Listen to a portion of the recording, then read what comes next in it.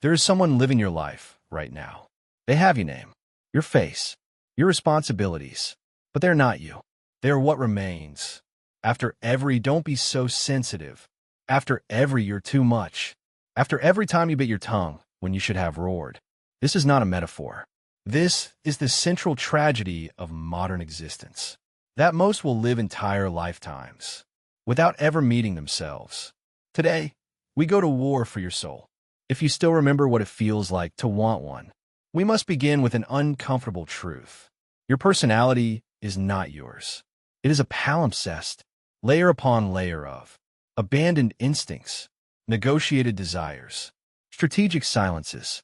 The modern self is not born, is manufactured through the maternal gaze that rewarded only certain emotions, the educational system that punished divergent thinking, the capitalist machinery that profits from your fragmentation. You were not socialized. You were colonized. And the worst part, you volunteered.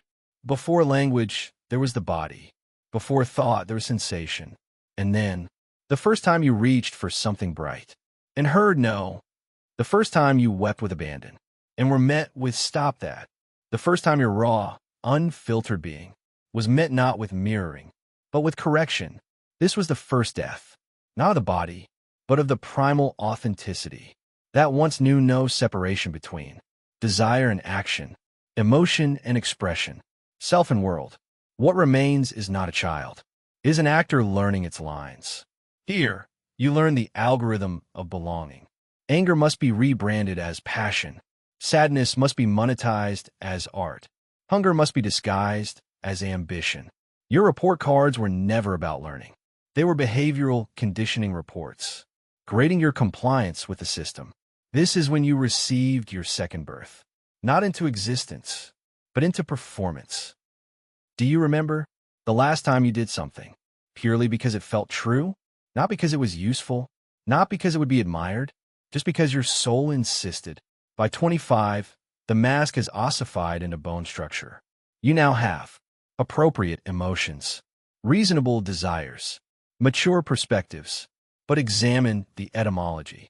Appropriate, from Latin ad proprius, to make proper. Reasonable, from ratio, calculation. Mature, from maturare, to ripen artificially. You haven't grown up. You've been processed.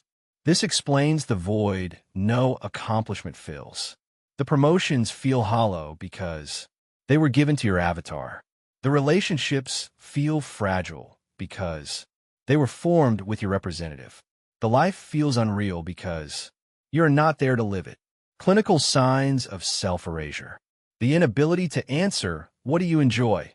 without referencing productivity. The visceral discomfort when receiving uncompensated kindness. The eerie sense of watching yourself perform life from a slight distance, asterisk, asterisk.